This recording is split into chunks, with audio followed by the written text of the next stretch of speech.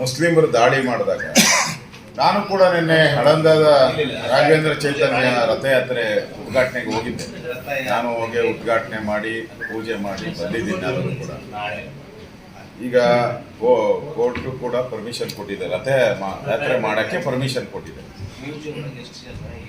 ಮುಂದಿನ ದಿನಗಳಲ್ಲಿ ಅದಕ್ಕೆ ಪೂರ್ಣ ಮಟ್ಟದ ಒಂದು ಅವಕಾಶ ದೇವಸ್ಥಾನದಲ್ಲಿ ಪೂಜೆ ಮಾಡುವಂಥದ್ದು, ಏನು ಮಸೀದಿ ಅಂತ ಹೇಳ್ತೀರ, ಪೂಜೆ ಮಾಡೋಕ್ಕೂ ಅವಕಾಶ ಇರ್ತದೆ. ಯಾಕಂದರೆ ಕಾನೂನು ಪ್ರಕಾರ ಈಗ ಅಯೋಧ್ಯೆಯಲ್ಲಿ ಹೋರಾಟ ಮಾಡಿ ಆಗಿದೆ. ಈಗ ಶಿವಲಿಂಗ ಡೆಲ್ಲಿ ಇದು ಯಾವುದು ಜ್ಞಾನವ್ಯಾಪಿ, ಅಲ್ಲೂ ಕೂಡ ಅನುಮತಿಯನ್ನು ಕೊಟ್ಟಿದ್ದಾರೆ. ನಿಮಗೆ ಎಲ್ಲ ಇಡೀ ಪ್ರಪಂಚಕ್ಕೆ ಗೊತ್ತಿರೋದು, ಮುಸ್ಲಿಮರು ದಾಳಿ ಮಾಡಿದಾಗ ಲಕ್ಷಾಂತರ ಹಿಂದೂ ದೇವಾಲಯಗಳನ್ನು ಹೊಡೆದಾಕಿದ್ದಾರೆ. ಅದು ಪ್ರಪಂಚಕ್ಕೆ ಗೊತ್ತಿರೋದು. ಹಿಂದೂಗಳ್ಯಾರೂ ಮಸೀದಿ ಹೊಡೆದಾಕಿ ದೇವಸ್ಥಾನಗಳನ್ನು ಕಟ್ಟಿರೋ ಉದಾಹರಣೆ ಎಲ್ಲೂ ಕಾಣಲಿಲ್ಲ ನನ್ನ ಪ್ರಕಾರ. ಇದು ಎಲ್ಲ ಕಡೆನೂ ಇದೆ, ಕರ್ನಾಟಕದಲ್ಲೂ ಬೇಕಾದಷ್ಟಿದೆ, ಶ್ರೀರಂಗಪಟ್ಟಣದಲ್ಲೂ ಇದೆ. ಅಲ್ಲಿ ಕಂಬಗಳೆಲ್ಲ ಪೂರ್ತಿ ಹಿಂದೂಗಳ ಒಂದು ನಾಗರ ಎಲ್ಲ ಇದೆ ಅಲ್ಲಿ ಕಂಬ. ಅದರಿಂದ ಹಿಂದೆ ಸರ್ಕಾರ ಇತ್ತು, ಅದನ್ನ ನೀವು ಸರಿಯಾಗಿ ಪೂಜೆ ಮಾಡ್ಲಕ್ ಬಿಡ್ಲ, ದೊಡ್ಡ ಗಲಾಟೆ ಐತೆ. ಅವಾಗ ನೀವು ಕರೆಕ್ಟ್ ಪ್ರಶ್ನೆ ಮಾಡಿರುವಂತದ್ದು ಪರ್ಮಿಷನ್ ತಗೊಂಡು ರಥಯಾತ್ರೆ ಮಾಡುವಂತ ಪರಿಸ್ಥಿತಿ ಬಂತಾ ಅಂತ. ಅಲ್ಲ, ಈಗ ಪರ್ಮಿಷನ್ ಕೊಟ್ಬಿಟ್ಟಿದ್ದಾರೆ. ಅದರಿಂದ ಮುಂದಿನ ದಿನಗಳಲ್ಲಿ ಅಲ್ಲಿ ಪೂಜೆ ಮಾಡಕ್ಕೆ ಏನ್ ಬೇಕೋ ಅದಕ್ಕೆ ಹೋರಾಟ ಮಾಡ್ತಾರೆ. ಮುಂದೆ ಮಾಡ್ತೀನಿ ಅಂತ ಹೇಳ್ತಾರೆ. ನಾಳೆ ತೀರ್ಮಾನ ಇದೆ ಪೂಜೆ ಬಗ್ಗೆ, ನಾಳೆ ತೀರ್ಮಾನ ಬರಲಿ, ಆಮೇಲೆ ರಿಯಾಕ್ಟ್ ಮಾಡ್ತೀನಿ. ನನ್ನ ಗಮನಕ್ಕೆ ಬಂದಿಲ್ಲ. ನಾನು ಯಾರೇ ಇದ್ರೂ ಕೂಡ ಪಾಕಿಸ್ತಾನ ಜಿಂದಾಬಾದ್ ಅಂತ ಯಾರೇ ಇದ್ರು ಕೂಡ ಅವ್ರನ್ನ ಮೊದಲೇ ಹೇಳಿದ್ದೀನಿ, ನಾನು ಗುಂಡಾಕಿ ಅವ್ರ ನೇಣುಗಂಬಿಕೆ ಇರಿಸಿ ಅಂತ ಹೇಳಿದ್ದೀನಿ. ನನಗೆ ಗೊತ್ತಿಲ್ಲ ಅವ್ನು ಯಾರು, ರವಿ ನಮ್ಮ ಕಾರ್ಯಕರ್ತನೋ ಏನೋ ಗೊತ್ತಿಲ್ಲ, ಚೆಕ್ ಮಾಡ್ತೀನಿ. ಅಲ್ಲ, ಸಿಂಧಿಗಳಿಗೆ ಏನಾಗಿತ್ತು ಸರ್? ಸಿಂಧಿಗಳೊಳಗಡೆ ಅದು ಆಗಿರ್ತಾರೆ, ಅವ್ರಿಗೇನು ಗುಂಡಾಕಿರಿ ಸರ್? ಅಲ್ಲ, ನಾನು ಹೇಳ್ತಾನೆ ಕ್ರಮ ತೆಗೆದುಕೊಳ್ಬೇಕು. ನನಗೆ ಗೊತ್ತಿಲ್ಲ ಅವ್ನು ಬಿಜೆಪಿ ಕಾರ್ಯಕರ್ತನ, ನನಗೆ ಗೊತ್ತಿಲ್ಲ. ಮಂಡ್ಯ ಪ್ರಕರಣದಲ್ಲಿ ನೀವು ಇದು ಹಿಂಬರ ಪರಿಸ್ಥಿತಿ ಕ್ಲೋಸ್ ಮಾಡಿದ್ರಿ ಸರ್ ಕೇಸ್, ನಿಮ್ ಸರ್ಕಾರ ಇತ್ತು ಅವಾಗ ಯಾಕೆ ಗುಂಡಾಕ್ಲಿಲ್ಲ? ಅವನು ನಮ್ಮ ಕಾರ್ಯಕರ್ತ ಆದ್ರೆ ಒಂದ್ ಕ್ಷಣನೂ ಕೂಡ ಅವ್ನು ಇಟ್ಕೊಳಕ್ಕೆ ನಾವು ಮಾಡ್ತಾರೆ, ಕೋರ್ಟ್ ಮಾಡ್ತಾರೆ. ನಮ್ಮ ಪಾರ್ಟಿ ಕಾರ್ಯಕರ್ತ ಅನ್ನೋದಕ್ಕೆ ಏನು ದಾಖಲೆ ಏನಂತ ಕೊಟ್ಟಿದ್ದಾರೆ? ದಾಖಲೆ ಏನಾದ್ರು ಕೊಟ್ಟಿದ್ದಾರೆ? ನಮ್ಮ ಪಾರ್ಟಿ ಕಾರ್ಯಕರ್ತ ಯಾವತ್ತೂ ಆ ಪ್ರಶ್ನೆ ಬರೋದೇ ಇಲ್ಲ, ಕೂಗೋ ಪ್ರಶ್ನೆನೇ ಬರಲ್ಲ. ಮತ್ತೆ ಪಾಕಿಸ್ತಾನ ಬಾವುಟ ಆರಿಸೋ ಪ್ರಶ್ನೆ ಬರೋದೇ ಇಲ್ಲ. ಅದು ಸಿಂದಗಿ ಇರ್ಬೋದು, ಮಂಡ್ಯ ಇರ್ಬೋದು. ಮಂಡ್ಯನೂ ನಂಗೆ ಭಾಳ ಪರಿಚಯ ಇದೆ. ನಾನು ಆ ಥರ ರವಿ ಅನ್ನೋ ವ್ಯಕ್ತಿನೇ ನಾನು ನೋಡಿಲ್ಲ. ಇದೇ ಫಸ್ಟ್ ಟೈಮ್ ನಾನು ಕೇಳ್ತಾ ಇರೋದು. ಕೊಡಿ, ಅದಕ್ಕೇನೋ ದಾಖಲೆ ಇದ್ರೆ ಕೊಡಿ, ನಾನು ಇಲ್ಲೇ ಇರ್ತೀನಿ. ಇನ್ನೂ ಅವನು ಯಾರು ನನಗೆ ಗೊತ್ತಿಲ್ಲ. ದಾಖಲೆ ಅಂತಿರಲ್ಲ, ದಾಖಲೆ ಅಂದ್ರೆ ಏನ್ ಕೊಡ್ಬೇಕು? ಅವರು ಪಕ್ಷದ ಕಾರ್ಯಕರ್ತ ಕೊಡ್ಬೇಕು, ಅಧ್ಯಕ್ಷ ಕೊಡ್ಬೇಕು, ಏನಾದ್ರು ಸರಿ.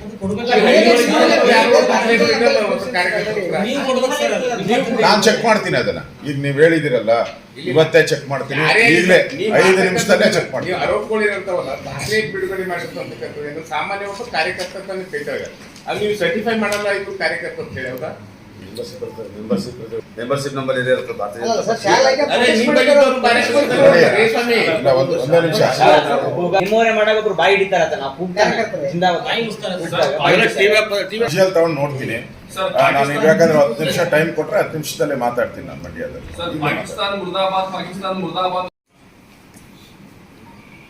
ಅಶಾಂತಿಯ ತೋಟ ಆಗ್ತಾ ಇದೆ. ಈ ಅಶಾಂತಿಯ ತೋಟದಲ್ಲಿ ದೇಶ ವಿರೋಧಿ ಚಟುವಟಿಕೆಗಳು ಮತ್ತು ರಕ್ತದ ಕಲೆಗಳು ಕಾಣ್ತಾ ಇದೆ. ಕುವೆಂಪು ಅವರು ಕರ್ನಾಟಕವನ್ನು ಶಾಂತಿಯ ತೋಟ ಅಂತ ಹೇಳಿದರು. ಕಾಂಗ್ರೆಸ್ ಅವರು ಅದು ಅಶಾಂತಿಯ ತೋಟವನ್ನು ಮಾಡಿದ್ದಾರೆ ಈಗಾಗಲೇ.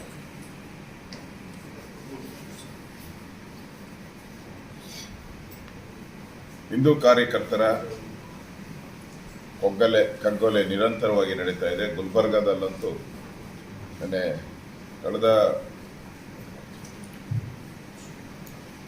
9 ತಿಂಗಳಲ್ಲಿ ಸುಮಾರು 15ಕ್ಕೂ ಹೆಚ್ಚು ರಾಜಕೀಯ ಪ್ರೇರಿತ ಕೊಲೆಗಳಾಗಿದೆ ಅನ್ನೋದು ಮಾಹಿತಿ. ಸಿದ್ದರಾಮಯ್ಯನವರು ಯಾವಾಗ ಮುಖ್ಯಮಂತ್ರಿ ಆಗ್ತಾರೋ ಆ ಸಂದರ್ಭದಲ್ಲಿ ಈ ಥರ ಮತಾಂಧ ವ್ಯಕ್ತಿಗಳು ಪಾಕಿಸ್ತಾನದ ಭಯೋತ್ಪಾದನಾ ಸಂಘಟನೆಯ ಜೊತೆ ಲಿಂಕ್ ಇರುವಂಥವರು ಕಾನೂನನ್ನು ಕೈಗೆತ್ತಿಕೊಂಡು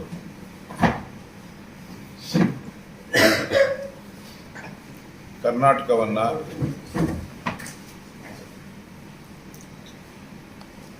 ಒಂದು ರೀತಿ ಭಯೋತ್ಪಾದನೆಯ ತಾಣವಾಗಿ ಸ್ಲೀಪರ್ ಸೆಲ್ ಆಗಿ ಮಾಡುವಂಥ ಪ್ರವೃತ್ತಿ ಈ ಸರ್ಕಾರದಲ್ಲೂ ಮುಂದುವರೆದಿದೆ. ಇವತ್ತು ಅಂತೂ ಇಂದು ವಿಧಾನಸೌಧದಲ್ಲಿ ಪಾಕಿಸ್ತಾನ ಜಿಂದಾಬಾದ್ ಅಂತ ಅನ್ನೋದನ್ನ ಪೊಲೀಸರು 3 ಜನನ ಬಂಧಿಸಿದ್ದಾರೆ. ನನ್ನ ಪ್ರಕಾರ ಇನ್ನೂ ಬಹಳ ಜನ ಇದ್ದಾರೆ ಅಲ್ಲಿ. ಘೋಷಣೆ ಕೂಗಿದಾಗ ಜೈ ಎಂದವರು ಕೂಡ ಇದಕ್ಕೆ ಪಾಲ್ದಾರ್ರೆ. ಅವ್ರನ್ನೂ ಕೂಡ ಬಂಧಿಸ್ಬೇಕು.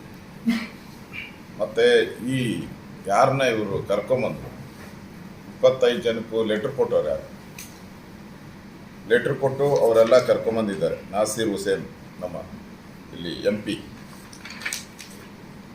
ಅವರು ಕರ್ಕೊಂಬಂದಿದ್ದಾರೆ. ಇವರೆಲ್ಲರೂ ಕಾಂಗ್ರೆಸ್ಸಿನ ಕಾರ್ಯಕರ್ತರು, ಪಕ್ಕಾ ಕಾರ್ಯಕರ್ತರು. ಒಬ್ಬರು ಡೆಲ್ಲಿಯಿಂದ ಡೆಲ್ಲಿಯಿಂದ ಬರಬೇಕಾದ್ರೆ ಸುಮ್ಮನೆ ಏನು ಬರ್ತಾರೆ ಅವರು? ಕಾಂಗ್ರೆಸ್ ಕಾರ್ಯಕರ್ತ ಆಗಿದ್ರೆ ಬರ್ಬೇಕು ಡೆಲ್ಲಿಯಿಂದ. ಇನ್ನು ಉಳಿದವರು ಇಬ್ಬರೂ ಕರ್ನಾಟಕದ ಕಾಂಗ್ರೆಸ್ಸಿನ ಕಾರ್ಯಕರ್ತರು. ಈಗಾಗಲೇ ಹಾವೇರಿಯಲ್ಲಿ ನಾನು ಕಾಂಗ್ರೆಸ್ ಕಾರ್ಯಕರ್ತ ಅಂತ ಅವನೇ ಒಪ್ಕೊಂಡ್ಬಿಟ್ಟಿದ್ದ. ದಿನಗಳಿಂದ ಕರ್ನಾಟಕ ಒಂದು ರೀತಿ ಬೆಂಗಳೂರು ಈ ಭಯೋತ್ಪಾದನಾ ಚಟುವಟಿಕೆಯಿಂದ ಜನ ತತ್ತರಿಸಿ ಹೋಗಿದ್ದಾರೆ. ಕಳೆದ 9 ತಿಂಗಳಿಂದ ಕಾನೂನು ವ್ಯವಸ್ಥೆ ಪೂರ್ತಿ ಕುಸಿದೋಗಿದೆ. ಬೆಳಗಾವಿ ಅಧಿವೇಶನದಲ್ಲಿ ಬೆತ್ತಲೆ ಪ್ರಕರಣ, SP ಮಹಿಳೆ, ಹಾವೇರಿಯಲ್ಲಿ ಗ್ಯಾಂಗ್ ರೇಪ್, 7 ಜನದ ಗ್ಯಾಂಗ್ ರೇಪ್ ಇರ್ಬೋದು, ವಿಧಾನಸೌಧ ಮತ್ತು ರಾಮೇಶ್ವರ ಕೆಫೆ, ಈ ಥರದ್ದು ಇನ್ನೂ ಕೊಲೆಗಳು, ಗುಲ್ಬರ್ಗಲ್ಲಿ ಆಗ್ತಾ ಇರುವಂಥ ರಾಜಕೀಯ ಕೊಲೆಗಳು, ಇವೆಲ್ಲವನ್ನ ನೋಡ್ತಾ ಇದ್ರೆ ಕರ್ನಾಟಕದಲ್ಲಿ ಕಾನೂನು ಸುವ್ಯವಸ್ಥೆ ಇದೆಯೋ ಇಲ್ಲೋ ಅನ್ನೋ ಅಷ್ಟು ಹದಗೆಟ್ಟಿರುವಂಥದ್ದು ಕಾಣ್ತಾ ಇದೆ. ಈಗ ಪದೇ ಪದೇ ಕಾಂಗ್ರೆಸ್ ಅವರು ಹೇಳ್ತಾ ಇರೋವಂಥದ್ದು, ಕುಕ್ಕರ್ ಬಾಂಬ್ ಆದಾಗೂ ಕೂಡ ಅವರು ಅಮಾಯಕರು ಅಂತ ಹೇಳಿದ್ರು, ಮತ್ತು ನಮ್ಮ ಬ್ರದರ್ಸ್ ಅಂತ ಹೇಳಿದ್ರು. ಆಮೇಲೆ ಅವರು ದೇಶದ್ರೋಹಿಗಳು ಅಂತ ಈಗ ಜೈಲಲ್ಲಿದ್ದಾರೆ.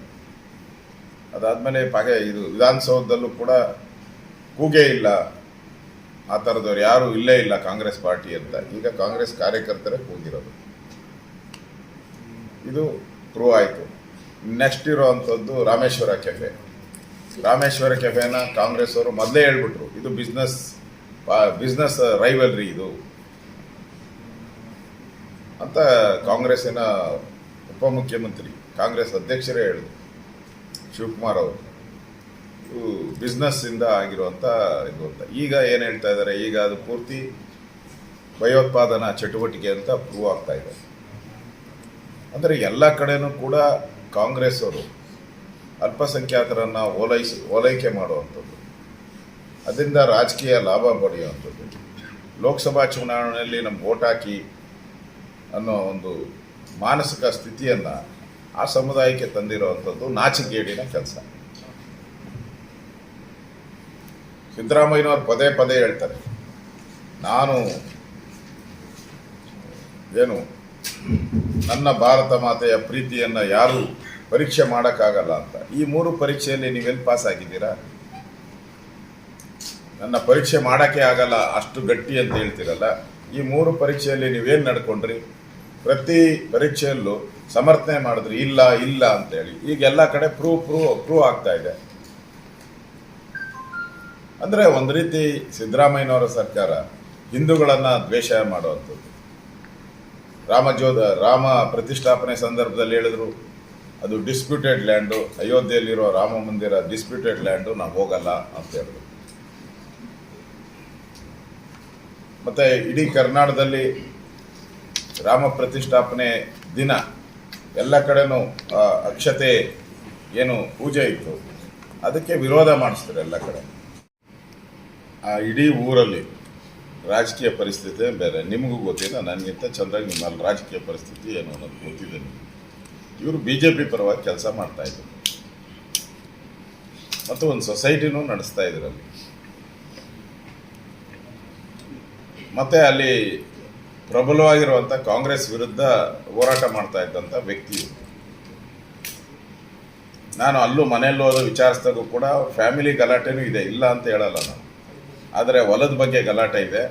ನೆನ್ನೆನೂ ಕೂಡ ಪೊಲೀಸ್ ಅಧಿಕಾರಿಗಳೆಲ್ಲ ಇಲ್ಲಿ ಕರೆಸಿದ್ದೆ ನಾನು. ನೆನ್ನೆ SP ಎಲ್ಲ ಬಂದಿದ್ದು ರಾತ್ರಿ 11 ಗಂಟೆಯಿಂದ ರಾತ್ರಿ 12 ಗಂಟೆವರೆಗೂ ಇಲ್ಲೇ ಇದ್ದರು. ಅವರು ಎಲ್ಲ ಯಾರು ಸಂಕಷ್ಟಕ್ಕೀಡಾಗಿದ್ದಾರೆ, ಕೊಲೆ ಆದಂಥ ಮನೆ 2 ಕುಟುಂಬದವ್ರನ್ನ ಇಲ್ಲೇ ಕರೆಸಿದ್ದೆ ನಾನು. ಕರೆಸಿ SP ಅವ್ರ ಜೊತೆ ಮಾತಾಡಿದ್ದು ನ್ಯಾಯ ಕೊಡಿಸ್ಲಿ ಅಂತ. ಅಲ್ಲಿ ಆಗಿರೋ ಇದೆಲ್ಲ ಘಟನೆ ರಾಜಕೀಯವಾದ ದ್ವೇಷದ ಹಿಂದೆನೇ ಮಾಡಿರುವಂಥ ಇದು ಘಟನೆ. ಇದರಲ್ಲಿ ಎರಡನೇದು, ಅದ್ರ ಬಗ್ಗೆ ಇನ್ನೊಂದು ತನಿಖೆ ಮಾಡ್ತೀನಿ ಅಂತ ಹೇಳ್ತಾ ಇದ್ದಾರೆ. ಅದೇ BSNL ಅವನಿಗೆ ಪದವಿ ಸಿಕ್ಕಿದ್ದಕ್ಕೋಸ್ಕರ MP ಅವರ ಒಂದು ಜೊತೆ ಕೆಲಸ ಮಾಡ್ತಾ ಇದ್ದಂಥ ವ್ಯಕ್ತಿ ಅಂತೇಳಿ ಆಗಿದೆ. ಅದ್ರಾಗ ಇನ್ನೊಂದು ಸ್ವಲ್ಪ ತನಿಖೆಗೆ ಅವಕಾಶ ಬೇಕು ಅಂತ ನನ್ನ SP ಅವರು ಹೇಳಿದ್ದಾರೆ. ಯಾವ ಆ್ಯಂಗಲಲ್ಲಿ ಮಾಡಿದ್ದಾರೆ, ಅವನು ಅವ್ರ ಜೊತೆನೇ ಇದ್ದಂಥವನು, ಓಡಾಡ್ತಾ ಇದ್ದವನು, ಅವನು ನಿರ್ಮಾಣ ಮಾಡೋಕ್ಕೆ ಮಾಡಿದ್ದಾನೆ ಅಂತ ಪ್ರಾಥಮಿಕ ತನಿಖೆಯಿಂದ ಬಂದಿದೆ. ಆದರೆ ರಿಯಲ್ಲಾಗಿ ಈಗ ಅವನು ಪ್ರಾಥಮಿಕ ಅಷ್ಟಕ್ಕೆ ಮಾಡ್ತಾನೆ, ಅವನು ಕ್ರಿಯೇಟ್ ಮಾಡೋಕ್ಕೆ ಒಂದಕ್ಕೆ ಮಾಡೋಕ್ಕೆ ಹೋಗ್ತಾನೆ ಅವನು. ಅದಕ್ಕೆ ಹಣ ಸಹಾಯ ಯಾರು ಮಾಡಿದ್ರು, ದುಡ್ಡು ಎಲ್ಲಿಂದ ಬಂತು? ಅವನು ಅವ್ರ ಮನೆಯವ್ರು ಹೇಳಿದ ಪ್ರಕಾರ ನೆನ್ನೆ ಬೇರೆಯವ್ರಿಗೆಲ್ಲ ಹೇಳ್ತಾ ಇದ್ದಂತೆ 40 ಲಕ್ಷ ರೂಪಾಯಿ ಬರುತ್ತೆ, ಏನಾದರೂ ಬಿಸ್ನೆಸ್ ಮಾಡೋಣ ಅಂತೇಳಿ. ಅದನ್ನು ಅವ್ರ ಮನೆಯವ್ರು ಹೇಳಿದ್ದು ನನಗೆ.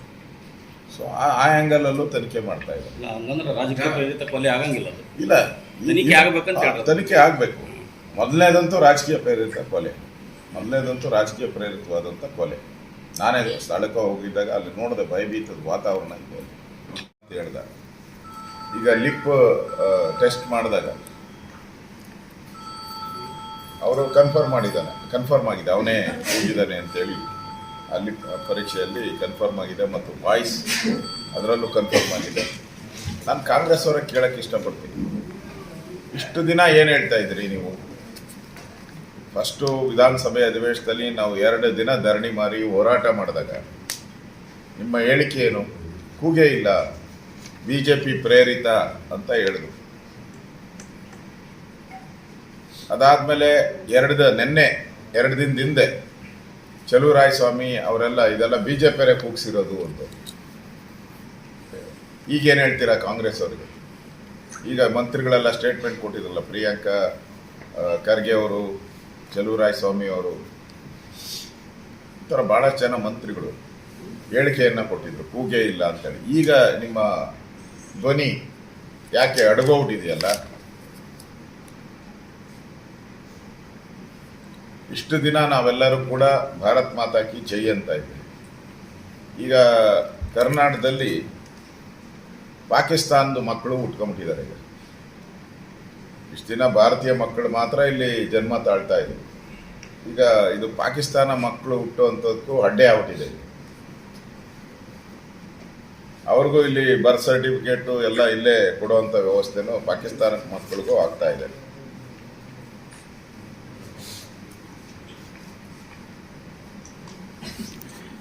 ರಿಪೋರ್ಟ್ ಬಂದಿಲ್ಲ ಅನ್ನೋದು. ಹಾಗಾದ್ರೆ ಘೋಷಣೆನೇ ಕೂಗಿಲ್ಲ ಅಂತ ಯಾಕೆ ಮಂತ್ರಿಗಳು ಹೇಳಿದ್ರು?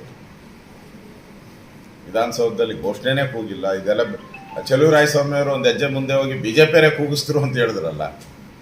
ಈಗ ಯಾವುದು FSLI ರಿಪೋರ್ಟು, ಅದರಲ್ಲಿ ಯಾಕೆ ಕಾಂಗ್ರೆಸ್ ಕಾರ್ಯಕರ್ತರು ಅಂತ ಬಂದಿದೆ? ಹಂಗಾರೆ ಕಾಂಗ್ರೆಸ್ ನಿಲುವೇನು ಇವ್ರ ಬಗ್ಗೆ? ಯಾರೋ ನಾಜೀರ್ ಬಗ್ಗೆ ಏನು ಮಾಡ್ತೀರಾ? ಕ್ರಮ ಏನು ತೆಗೆದುಕೊಳ್ತೀರಾ ನಾಜೀರ್ ಮೇಲೆ? ಅವ್ರನ್ನ ಬಂಧಿಸ್ತೀರಾ? ಅವ್ರ ಮೆಂಬರ್ಶಿಪ್ನ ವಜಾ ಮಾಡ್ತೀರಾ? ಕರ್ಕೊಂಬಂದವ್ರು ಅವರು, ಘೋಷಣೆ ಕೂಗಿಸ್ತವ್ರು ಅವರು. ನಿಮ್ಮ ಸ್ಟ್ಯಾಂಡ್ ಏನು? ಕಾಂಗ್ರೆಸ್ ಸ್ಟ್ಯಾಂಡ್ ಏನು? ಅದು ಅಟ್ಲೀಸ್ಟ್ ಸರ್ಟಿಫೈ ಮಾಡಿ. ಇವ್ರು ಕಾಂಗ್ರೆಸ್ ಕಾರ್ಯಕರ್ತರ ಅಲ್ಲ ಅನ್ನೋ ಸರ್ಟಿಫೈಡ್ ಮಾಡಿ. ಈಗೆಲ್ಲ ಕೆಲವು ಮಾಧ್ಯಮದಲ್ಲಿ ಅವ್ರ ಜೊತೆ ಇರೋ ಫೋಟೋಗಳು, ಅವರು ವಿಶ್ ಮಾಡ್ತಾ ಇರೋದು, ಕಾಂಗ್ರೆಸ್ ಪಾರ್ಟಿ ಕೆಲಸ ಮಾಡ್ತಾ ಇರೋದೆಲ್ಲ ಮಾಹಿತಿ ಕೊಟ್ಟಿದ್ದಾರೆ. ಅವರೇ ಹೇಳಿದ್ದಾನೆ, ಹಾವೇರಿಯವನೊಬ್ಬ ನಾನೇ ಕಾಂಗ್ರೆಸ್ ಕಾರ್ಯಕರ್ತ ಅಂತಲೇ ಹೇಳಿದ್ದಾನೆ, ಒಪ್ಕೊಂಡಿದ್ದಾನೆ. ಅಂದರೆ ನಿಮ್ಮ ಕಾಂಗ್ರೆಸ್ ಯಾವ ಕಡೆ ಹೋಗ್ತಾ ಇದೆ? ಕಾರ್ಯಕರ್ತರು ಪಾಕಿಸ್ತಾನ ಜಿಂದಾಬಾದ್ ಅನ್ನೋ ಕಡೆ ಹೋಗ್ತಾ ಇದೆಯಲ್ಲ. ಇದಕ್ಕೇನು ಉತ್ತರ ಕೊಡ್ತೀರಾ ಕಾಂಗ್ರೆಸ್ ಅವರು? ಅದನ್ನು ಜನಗಳ ಮುಂದೆ ಹೇಳಿ. ನಿಮ್ಮ ಡಿಮಾಂಡ್ ಏನು ಸರ್? ಏನಾಗಬೇಕು ಅಂತ ನಾನು ಹೇಳಿದ್ನಲ್ಲ, ನಜೀರ್ ಅವರೇ ಕರ್ಕೊಂಬಂದಿದ್ದು, ಅವರೇ ಪಾಸ್ ಕೊಟ್ಟಿದ್ದು, ಘೋಷಣೆ ಕೂಗಿದ್ದಾರೆ. ಅದನ್ನು ನಜೀರ್ ಇದನ್ನೇ ರಾಜ್ಯಸಭಾ ಸದಸ್ಯವನ್ನು ಅನರ್ಹಗೊಳಿಸಬೇಕು. ನಾಸೀರ್ ಹುಸೇನ್ ಮತ್ತೆ ಅವ್ರನ್ನೂ ಕೂಡ ಇದರಲ್ಲಿ ಅಪರಾಧಿ ಪಟ್ಟಿಯಲ್ಲಿ ಸೇರಿಸಬೇಕು. ಇದು ಬಿಜೆಪಿ ಆಗ್ರಹ. ಸರಿ, ಮಂಡ್ಯದಲ್ಲಿ ಬಿಜೆಪಿ ಕಾರ್ಯಕರ್ತರು ನನಗೆ ಬುದ್ಧಿವಾದ ಹೇಳಕ್ಕೆ ಮುಂಚೆ ಅವರು ಯಾರೋ ಕಾಂಗ್ರೆಸ್ ಅವರು, ನಾನು ಬೆಂಗಳೂರನ್ನು ನಾನು ಬೆಂಗಳೂರಲ್ಲೇ ಹುಟ್ಟಿರೋದು, ನಮ್ಮ ಅಪ್ಪನೂ ಬೆಂಗಳೂರಲ್ಲೇ ಹುಟ್ಟಿರೋದು, ನಮ್ಮ ತಾತನೂ ಬೆಂಗಳೂರು, ನಮ್ಮ ಮುತ್ತಾತನೂ ಬೆಂಗಳೂರು, ಇಲ್ಲೇ ಹುಟ್ಟಿದ್ದೀನಿ ನಾನು ಬೆಂಗಳೂರನ್ನು ಪ್ರೀತಿಸೋಂಥವ್ರು. ನನಗೆ ಬುದ್ಧಿವಾದ ಹೇಳಕ್ಕೆ ಮುಂಚೆ ನೀವು ಇದೇ ಬೆಂಗಳೂರಲ್ಲಿ ಕಸದ ಕಾಂಟ್ರಾಕ್ಟರ್ಗಳು ಸ್ಟ್ರೈಕ್ ಮಾಡಿದಾಗ ನೀವೇನೇ ಅಂತ ಹೇಳಿದ್ರಿ? ಗಾರ್ಬೇಜ್ ಸಿಟಿ ಅಂತ ಹೇಳಿದ್ರಿ. ಅವಾಗ ಏನಿತ್ತು ನಿಮಗೆ? ಅವಾಗ ಬೆಂಗಳೂರು ಬಗ್ಗೆ ನಿಮ್ಮ ಮಾನ ಮರ್ಯಾದೆ ಗೌರವ ಇರಲಿಲ್ವ ನಿಮಗೆ ಅವಾಗ garbage city, Bengaluru garbage city ಅಂತ ಅಂತಾರಾಷ್ಟ್ರೀಯ ಮಟ್ಟದಲ್ಲಿ ಬಿಂಬಿಸುವಂಥ ಪ್ರಯತ್ನ ಮಾಡಿದ್ರಲ್ಲ, ಅವಾಗೆಲ್ಲಾಗಿತ್ತು ನಿಮಗೆ? ಇದು ನಮಗೆ ಬುದ್ಧಿವಾದ ಹೇಳುವಂಥವ್ರು ನೀವು. ನಾವು ಬೆಂಗಳೂರನ್ನು ಪ್ರೀತಿಸುವಂಥವ್ರು, ಬೆಂಗಳೂರು ವಾಸಿ ನಾವು. ತಲಾಂತರಗಳಿಂದ ಇಲ್ಲೇ ಇದ್ದೀರಿ ನಾವು. ಇವತ್ತು ನೆನ್ನೆ ಮೊನ್ನೆ ಬಂದಿಲ್ಲ ನಾವು, ತಲಾಂತರಗಳಿಂದ ಇಲ್ಲೇ ಇದ್ದೀವಿ. ಬೆಂಗಳೂರಿಗೆ ಆಗಿರುವಂಥ ನೋವಿನ ಬಗ್ಗೆ ನಾನು ಹೇಳಿದ್ದೀನಿ, ಮಾಡಬೇಡಿ ಅಂತ ಹೇಳಿದ್ದೀನಿ, ವಿನಂತಿ ಮಾಡಿದ್ದೀನಿ ಅವ್ರಿಗೆ, ಮಾಡಬೇಡಿ ಅಂತ ಹೇಳಿ. ನೀವು ಅದೇ ಚಾಳಿಯನ್ನು ಹೇಳೋದೊಂದು ಮಾಡೋದೊಂದಾದರೆ ಮೊನ್ನೆ ಆಳಂದಲ್ಲಿ ಆಗಿರುವಂಥ ಘಟನೆ ಅದು ಮಂಡ್ಯದ ಕೆರೆಗೋಡು ಹನುಮ ಧ್ವಜವನ್ನು ಕಿತ್ತಾಕಿದ್ರಲ್ಲಿ, ಹಾರಾಟ ಆಡ್ತಾ ಇದ್ದಂಥ ಹನುಮ ಧ್ವಜವನ್ನು ಕಿತ್ತಾಕಿದ್ರು. ಒಂದು ರೀತಿ ಓಲೈಕೆ ರಾಜಕಾರಣ ಕರ್ನಾಟಕದ ಪಾಲಿಗೆ ಒಂದು ಈ ಭಯೋತ್ಪಾದಕರ ಸ್ಲೀಪರ್ ಆಗುವಂಥ ಒಂದು ದಿಕ್ಕಿನಲ್ಲಿ ಈ ಒಂದು ಬೆಳವಣಿಗೆ ಆಗ್ತಾ ಇದೆ. ಇದು ಕರ್ನಾಟಕದ ಜನರ ಆತಂಕಕ್ಕೆ ಕಾರಣ ಆಗಿರ್ತಕ್ಕಂಥದ್ದು. ಈಗಾಗಲೇ ಬೆಂಗಳೂರು, ನಾನು ಈಗಾಗಲೇ ಹೇಳಿದ್ದೀನಿ, ಬ್ರ್ಯಾಂಡ್ ಬೆಂಗಳೂರಲ್ಲ ಬಾಂಬ್ ಬೆಂಗಳೂರು ಮಾಡ್ತಾ ಇದ್ದೀರಾ ಅಂತ ಹೇಳಿದ್ದೀನಿ ನಾನು, ಮಾಡೋಕ್ಕೆ ಹೋಗಬೇಡಿ ಅಂತ ಹೇಳಿದ್ದೀನಿ. ಕರ್ನಾಟಕವನ್ನು ಕೂಡ ಈ ಭಯೋತ್ಪಾದಕರ ಪ್ರಯೋಗ ಶಾಲೆ ಆಗೋಕ್ಕೆ ದಯವಿಟ್ಟು ಬಿಡಬೇಡಿ ಅಂತ ನಾನು ಮುಖ್ಯಮಂತ್ರಿಗಳಿಗೆ ಆಗ್ರಹವನ್ನು ಮಾಡ್ತಾ ಇದ್ದೀನಿ. ಪ್ರಯೋಗ ಶಾಲೆ ಆಗಕ್ಕೆ ಬಿಡಬೇಡಿ. ಯಾಕಂದರೆ ನೀವು ಅವ್ರ ಮೇಲೆ ಇದ್ದಂಥ ಎಲ್ಲ ಕೇಸುಗಳನ್ನು ಪದೇ ತೆಗಿತಾ ಇದ್ದೀರಾ. ಹಾಸನದಲ್ಲಿ ಸುಮಾರು 1200ಕ್ಕೂ ಹೆಚ್ಚು PFI ಮತ್ತು KFD ಕಾರ್ಯಕರ್ತರ ಮೇಲಿದ್ದಂಥ ಕೇಸುಗಳನ್ನು ವಾಪಸ್ ತೆಗೆದ್ರಿ. ಮತ್ತು ಬೆಂಗಳೂರಲ್ಲಿ KJ ಹಳ್ಳಿ DJ ಹಳ್ಳಿ ಗಲಾಟೆಯನ್ನು ನಡೀತು. ಇಡೀ ಬೆಂಗಳೂರು ತಲ್ಲಣಗೊಂಡೋಯ್ತು. ಪೊಲೀಸ್ ಸ್ಟೇಷನ್ ಮೇಲೆ ಅಲ್ಲಿ MLA ಮನೆಗೆ ಬೆಂಕಿ ಇಟ್ಟಿದ್ರು. ಈ ಕೇಸ್ನು ವಾಪಸ್ ತೆಗೆಯುವಂಥ ಒಂದು ಪ್ರಯತ್ನವನ್ನು ಪತ್ರನೇ ಬರೆದಿದ್ದೀರ. ಪರಮೇಶ್ವರ್ ಅವರು ಪತ್ರ ಬರೆದಿದ್ದಾರೆ, DK ಶಿವಕುಮಾರ್ ಅವರು ಪತ್ರ ಬರೆದಿದ್ದಾರೆ. ಎಲ್ಲೆಲ್ಲಿ ಈ ಥರ ಗಲಭೆಗಳು ಸೃಷ್ಟಿಯಾಗಿದೆಯೋ, ಕೋಮು ಸೌಹಾರ್ದವನ್ನು ಹಾಳು ಮಾಡುವಂಥದ್ದು, ಅದೆಲ್ಲ ಕೇಸ್ಗಳನ್ನು ವಾಪಸ್ ಪಡೆಯುವಂಥ ಪ್ರಕ್ರಿಯೆ ನೀವು ಮಾಡ್ತಾ ಇದ್ದೀರ. ಇದರಿಂದ ನೀವು ಏನು ಅನ್ನೋದು ಕರ್ನಾಟಕ ಜನಕ್ಕೆ ಅರ್ಥ ಆಗಿದೆ. ನೀವು ಹಿಂದೂ ವಿರೋಧಿ ಅನ್ನೋ ಹಣೆಪಟ್ಟಿಯನ್ನು ಈ 3 ಘಟನೆಗಳಿಂದ ನೀವು ಸ್ಥಿರವಾಗಿ ಮಾಡ್ಕೊಂಡಿದ್ದೀರ. ಇದರಿಂದ ದೇಶಕ್ಕೆ ಮತ್ತು ರಾಜ್ಯಕ್ಕೆ ಮುಂದೆ ಬೆಂಗಳೂರು ದೇಶದ ಹಬ್ ಆಗಿತ್ತು.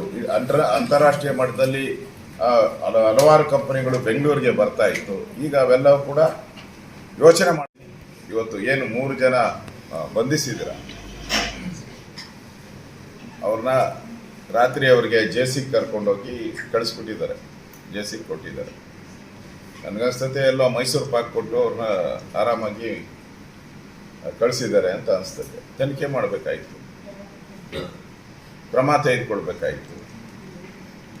ಯಾವುದೇ ಮುಲಾಜಿಲ್ಲದೆ ಕ್ರಮ ತೆಗೆದುಕೊಳ್ತೀರಿ ಅಂದ. ಮುಲಾಜಿಲ್ಲ ಅಂದರೆ ಇದೇನಾ ಮೈಸೂರು ಪಾಕ್ ಕೊಟ್ಟು ಅವ್ರನ್ನ ಜೈಲಿಗೆ ಕಳಿಸೋದ? ಈ ರೀತಿ ನಿಮ್ಮ ನಡವಳಿಕೆಯಿಂದ ಮುಂದಿನ ದಿನಗಳಲ್ಲಿ ಕರ್ನಾಟಕಕ್ಕೆ ದೊಡ್ಡ ಅನಾಹುತ ಕಾದಿದೆ ಅನ್ನೋ ಎಚ್ಚರಿಕೆ ಮಾತನ್ನು ಕಾಂಗ್ರೆಸ್ ಅವರಿಗೆ ನಾನು ಹೇಳ್ತಾ ಇದ್ದೀನಿ. ಈಗ ನೀವು